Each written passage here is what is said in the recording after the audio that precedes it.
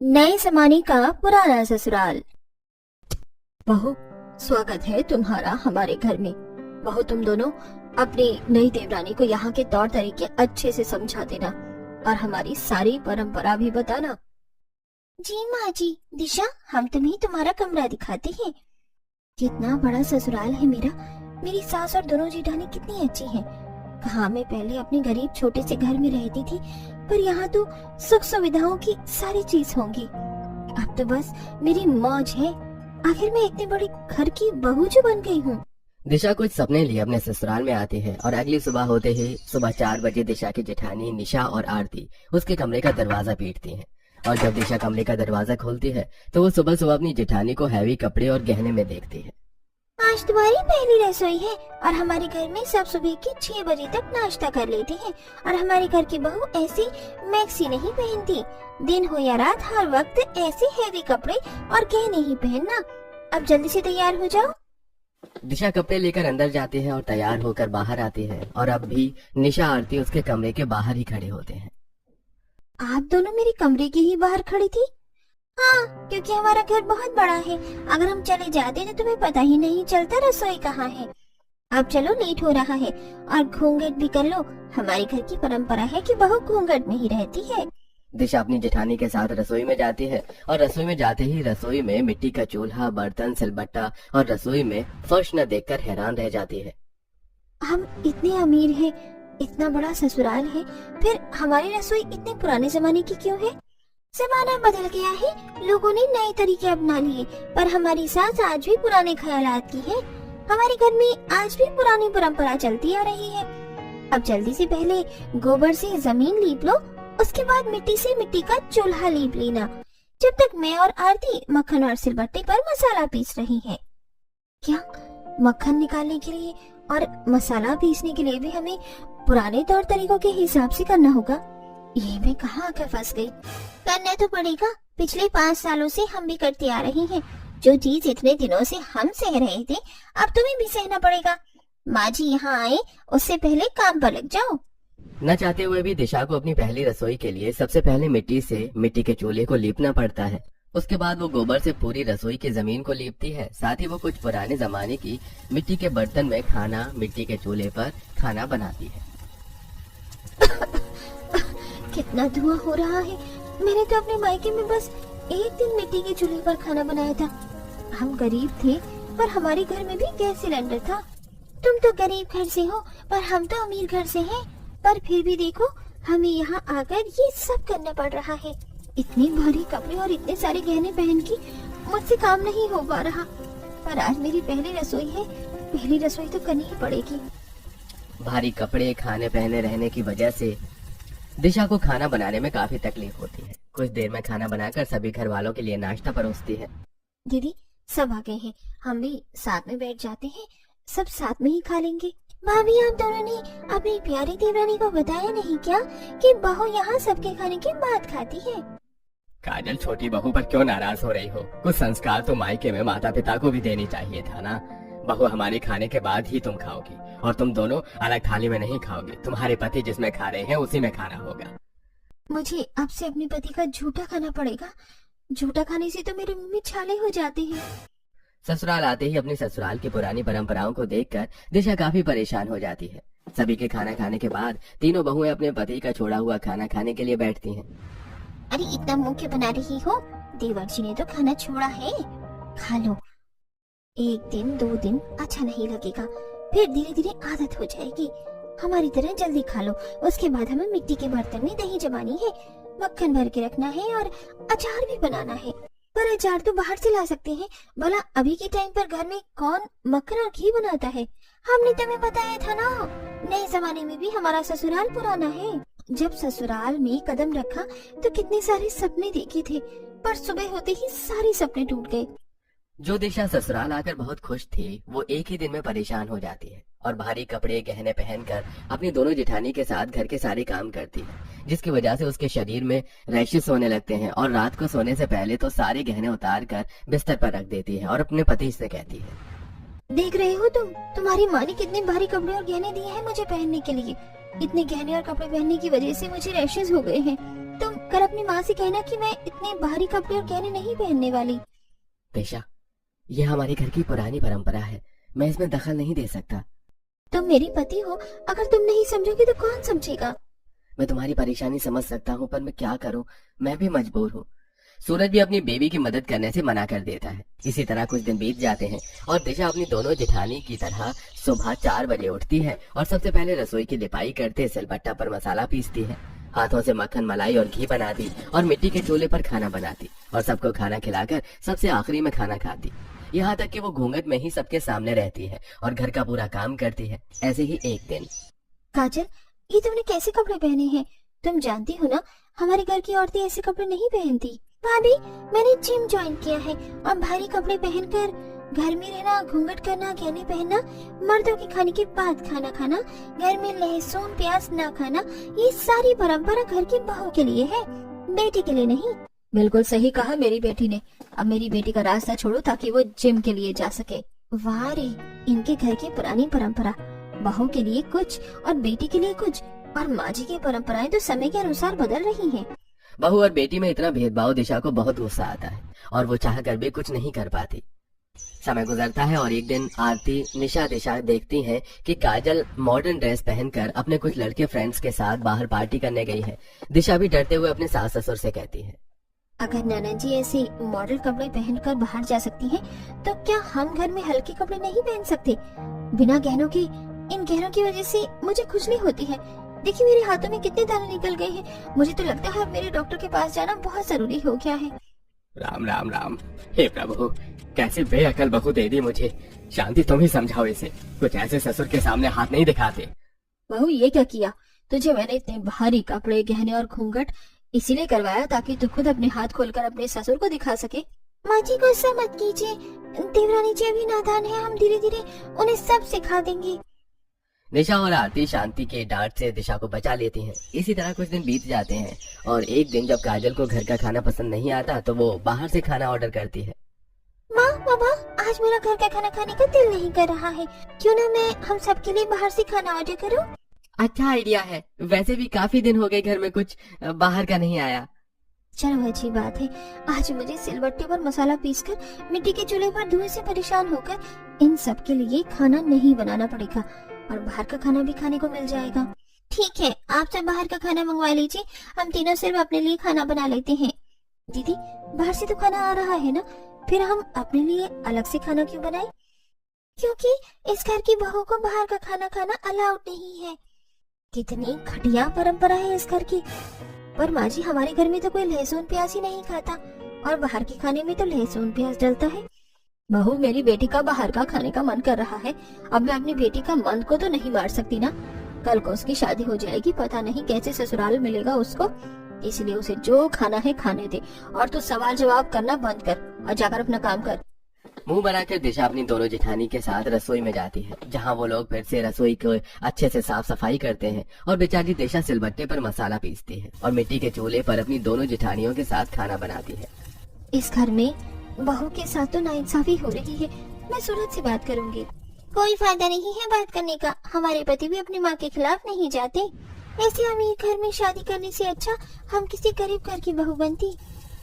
तीनों देवरानी जेठानी इस नए दौर में अपने ससुराल की पुरानी परंपराओं को निभाती हैं। समय यूं ही बीतता है और बहुत जल्द काजल को देखने लड़के वाले आते हैं। बहू, तुम तीनों मेहमानों के सामने मत आना और जब मैं कहूँ तब घूंघट में खाना लेकर आना। अब जाओ, जाकर रसोई में काम करो। माँ जी, आपने कहा था कि आप दिशा के लिए दवाई मंगवा देंगी, उसे दवाई दे दीजिए, उसके शरीर में दाने बढ़ते जा रहे हैं। इस वक्त घर में मेहमान आ रहे हैं, बहू को बोलो एक दिन और बर्दाश्त करे। आशा बार बार बोलने पर भी अपनी बहू का दुख नहीं समझती और वो तीनों भरी गर्मी, भारी कपड़े पहने और घूंघट में पूरा दिन रसोई में बस काम करती हैं। कुछ ही देर में लड़के वाले रिश्ता पक्का करके चले जाते हैं और बहुत जल्द काजल की शादी हो जाती है। दीदी, अब आएगा मजा जब हमारी ननद भी अपने ससुराल में भारी कपड़े, गहने और घूंघट में रहेगी। मुझे नहीं लगता दिशा, तुमने देखा ना शादी में बस हम तीन ही देवरानी जेठानी इतने भारी कपड़े, गहने और घूंघट में थी। हमने शादी एंजॉय भी नहीं करी, पर काजल के ससुराल वाले कितने मॉडर्न कपड़े पहन कर आए थे। काजल के जाने से तीनों देवरानी जेठानी काफी खुश होती हैं, क्योंकि वो चाहती थी कि काजल के साथ भी वैसे ही हो जो ये तीनों बर्दाश्त कर रही हैं। पर काजल अपने ससुराल में भी काफी खुश होती है, इसी तरह कुछ दिन बीत जाते हैं और काजल अपने पति के साथ अपने मायके आई है। आइए दामाद जी बैठिए। बहू जरा मेरे दामाद के लिए कुल्हड़ वाली चाय तो लेकर आना। सुनो शांति, जरा अंदर जाकर तीनों बहू को समझा दो दामाद जी के सामने ना आए, और आए भी तो दूर ही रहे, और घर में उन्हीं के पसंद का खाना भी बनवाना।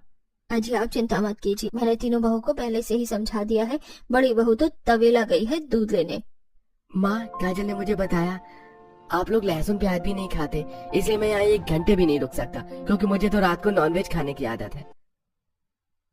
आप फिक्र मत कीजिए दामाद जी, हम लोग नॉनवेज नहीं खाते तो क्या हुआ, आप अपने कमरे में नॉनवेज खा लेना, हम बाहर से मंगवा देंगे। अपनी बेटी दामाद को खुश करने के लिए विनोद घर में नॉनवेज लाने की परमिशन दे देता है। ये देख सभी हैरान हो जाते हैं। कुछ ही देर में दिवाकर नाक बंद करके अपने जीजा के लिए नॉनवेज लाता है, जिसे काजल का पति अपने कमरे में ही खाता है और अगले दिन जाने की आज्ञा लेता है। यहाँ आकर बहुत अच्छा लगा, आप लोगों ने बहुत ख्याल रखा मेरा। अब 1 महीने के लिए काजल को छोड़कर जा रहा हूँ, मेरी बीवी का ख्याल रखिएगा। हाँ हाँ जीजा जी, आपकी बीवी हमारी भी बहन है, फिक्र मत कीजिए। अरे दीदी, हमने तो सोचा था शादी के बाद इसे हमारा पीछा छूटेगा, पर ये तो 1 महीने और यही रहेगी। अब तो हमें कोई तिगड़म लगाना ही पड़ेगा। काजल के यहाँ रुकने से तीनों बहू काफी परेशान हो जाती हैं। वे तीनों आपस में बात कर ही रही होती हैं, तभी शांति अपनी बहू से कहती है, मेरा पूरा घर अशुद्ध हो गया। बहू तुम तीनों मिलकर आज ही पूरा घर अच्छे से साफ करो, गंगा जल से रसोई और सारे कमरे को शुद्ध करो, और सारे बर्तन कपड़े तकिया बिस्तर सब अच्छे से साफ करना। पर माँ जी, नंदोई जी ने तो सिर्फ कमरे में नॉनवेज खाया था, हम क्या सिर्फ एक कमरा ही साफ कर दें? भाभी इतनी कामचोरी अच्छी नहीं, माँ ने जो कहा है उस पर ध्यान दो। शांति के कहने पर बेचारी तीनों बहुएं काम पर लग जाती हैं। सबसे पहले वो घर के सारे सामानों को एक एक करके धोती हैं, फिर हाथों से तकिया, कवर, चादर, सारे कपड़े घर में रखा कर एक सामान अच्छे से साफ करते हैं। इसके बाद घर की दीवारों को चमकाती हैं, फिर तीनों बहू मिलकर पूरे घर की सफाई करती हैं। ये सब देख उनके पतियों को बहुत बुरा लगता है। हम कितने लाचार पति हैं, हम तुम्हारे लिए कुछ नहीं कर पा रहे। अगर आप तीनों हमारा साथ दे तो बहुत कुछ कर सकते हैं, पर दिशा हमारे पति क्या ही कर सकते हैं। दीदी, मेरी माँ ने मुझे एक घरेलू नुस्खा बताया था, हल्दी और चंदन का लेप लगाने से मेरे रैशेस की प्रॉब्लम कम हो गई है, पर मैं इसी का फायदा उठाऊंगी और माँ जी से झूठ बोलूंगी कि मेरी बहुत तबीयत खराब है। सूरज, तुम मुझे हॉस्पिटल के बहाने मेरे मायके ले जाना, और दीदी आपकी नानी बहुत बूढ़ी है, यही सही समय है उनको अस्पताल भेजने का। और आरती दीदी, आप अपना पैर तोड़ लीजिए, सिर्फ घर वालों की नजरों में। दिशा का आइडिया सभी को पसंद आता है और आरती अपनी सास से कहती है, माँ जी मेरी नानी बहुत बीमार है, उनकी आखिरी इच्छा है मुझसे मिलना, मुझे कुछ दिनों के लिए मेरी नानी के पास जाने दीजिए। मैं जाने दो, घर में 2 और भाभी है तो। कोई बात नहीं बहू, मैं सुमित से कहूंगा, वो तुम्हें छोड़ आएगा। आरती झूठ बोलकर कुछ दिनों के लिए अपने मायके चली जाती है, और उसके जाते ही अगले दिन जानबूझकर निशा जीने से गिरने का नाटक करती है। मेरा पैर, इस घूंघट की वजह से मैं सही से सीढ़ियाँ नहीं देख पाई और गिर गई। लगता है माँ जी मेरा पैर टूट गया है। माँ, निशा को अस्पताल ले जाना बहुत जरूरी है, घर में दिशा है ना, वो सब संभाल लेगी। कुछ ही देर में निशा पैरों की पट्टियां करके आ जाती है। ये देख शांति और काजल परेशान हो जाती हैं, और अगली सुबह होते ही वो लोग देखते हैं कि आज सुबह का नाश्ता नहीं बना। और जब वो लोग दिशा के कमरे में जाते हैं तो सूरज सबसे कहता है, पता नहीं माँ भगवान क्या चाहता है, पर कल रात से दिशा ने आंखें नहीं खोली हैं। भारी कपड़े और गहने पहनने की वजह से उसके पूरे शरीर में रैशेस हो गए हैं। मुझे लगता है उसी की वजह से वो बीमार हो गई है। मुझे परमिशन दीजिए, मैं अपनी बीवी को अस्पताल ले जाऊं, वरना वो मर जाएगी। नहीं नहीं बेटा, बहू को कुछ नहीं होना चाहिए, तू उसे अस्पताल ले जा। तीनों बहू के ऊपर एक साथ मुसीबत आ गई, अब घर का काम और हमारी देखभाल कौन करेगा? तुम दोनों माँ बेटी हो तो, और वैसे भी 2-3 दिन की ही तो बात है। देखो मुझे बहुत भूख लग रही है, आप जाकर नाश्ता बना दो। विनोद के कहने पर शांति और काजल रसोई में जाती हैं, और पूरा रसोई बिखरा देख शांति काजल से कहती है, रसोई कितना बिखरा हुआ है। काजल, मैं मिट्टी से चूल्हा लीप रही हूँ, तू गोबर से रसोई लीप ले। माँ, मैं गोबर का हाथ नहीं लगाने वाली, ऐसे ही रसोई में झाड़ू लगा देते हैं और खाना बना लेते हैं। अच्छा ठीक है, मैं बाहर से लकड़ियाँ लेकर आ रही हूँ, तब तक तू सिलबट्टे पर मसाला पीस ले। क्या मैं सिलबट्टे पर मसाला पीसूं? माँ, मेरे ससुराल में मिक्सी है, बाहर से सब कुछ पका पकाया आता है, मुझे बस गरम करना होता है। मेरी बस की नहीं है इतनी मेहनत करना। एक काम करो, बाहर से मसाले मंगवा लो। शांति की उम्र हो चुकी थी और काजल पुरानी परंपराओं को निभाना नहीं चाहती थी, इसलिए शांति बाहर से मसाले मंगवा लेती है और खुद घर में खाना बनाती है। तो वहीं खाते हुए विनोद, सूरज, दिवाकर शांति से कहते हैं, माँ आज रोटी सूखी है, तुमने आज मक्खन नहीं निकाला क्या? जो मिल रहा है खा ले।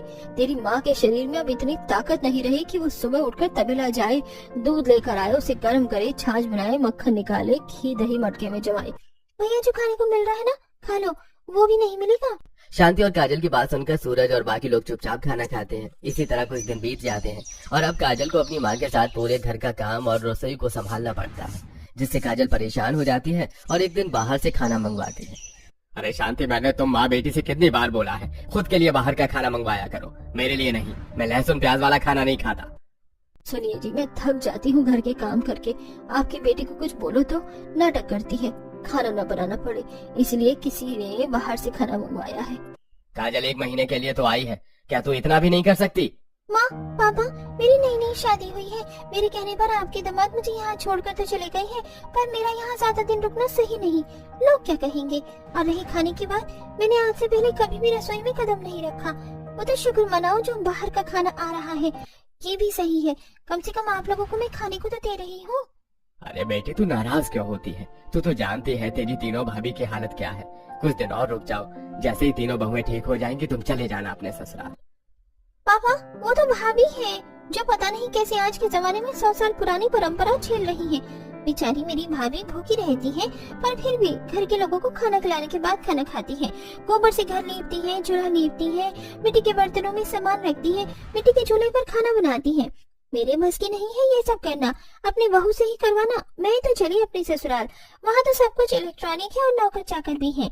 यहाँ मैं नौकरानी की तरह काम करूँ, इससे अच्छा है कि मैं अपने ससुराल में बैठकर आराम करूँ। जा बेटी तू जा, बिल्कुल सही कह रही है तू। मैंने अपनी बहू के बारे में नहीं सोचा, शायद इसीलिए भगवान मुझे ये दिन दिखा रहा है। शांति को अपनी गलती का एहसास हो जाता है, तो वहीं काजल भी काम के डर से अपने ससुराल चली जाती है। अब अकेली शांति जब रसोई के लिए उपाय कर रही होती है तो विनोद शांति से कहता है, रहने दो, रसोई की लिपाई करने की जरूरत नहीं है। मैं रसोई में फर्श लगवाऊंगा, मिक्सी, सिलेंडर, फ्रिज और जरूरत की सारी चीजें लेकर आऊंगा, ताकि हमारी बहू को भी परेशानी ना हो और फिर कभी दोबारा ऐसे हालात हो तो हमें परेशानी ना हो। जब शांति और विनोद पर बात आती है तो वो लोग रसोई का नक्शा ही बदल देते हैं। कुछ दिनों बाद आरती अपने ससुराल आती है तो वहीं निशा भी अपने पैरों की पट्टी खोल लेती है और दिशा भी घर आती है और उनके आते ही शांति अपने हाथों से तीनों का घूंघट हटा देती है। तुम तीनों को अब इस घूंघट में रहने की जरूरत नहीं है और ये गहने भी उतार दो और वो कपड़े पहनो जिसमें तुम कंफर्टेबल हो। हाँ बहू, हैरान होने की जरूरत नहीं है। तुम्हारी गैर मौजूदगी में हम समझ में आया कि तुम तीनों पर क्या बीत रही है, इसलिए तुम तीनों के लिए एक सरप्राइज है। तुम तीनों रसोई में जाओ। तीनों बहू रसोई में जाती हैं और मॉड्यूलर किचन देखकर काफी खुश होती हैं। दीदी, कहीं मैं सपना तो नहीं देख रही? दिशा, ये सपना नहीं हकीकत है। बहू, अब तुम्हें काम करने की कोई परेशानी नहीं होगी। हमने चिमनी भी लगा दी है, ना धुआं ना ही चौका, और मसाले पीसने के लिए मिक्सी है। और अब तुम्हें घर में मक्खन घी दही बनाने की जरूरत नहीं है, ये सब हम बाहर से मंगवाएंगे। थैंक यू सो मच माँ जी, आज मुझे लग रहा है कि मैं सच में अमीर घर की बहू हूँ। मुझे तो सारी खुशियाँ ही मिल गई।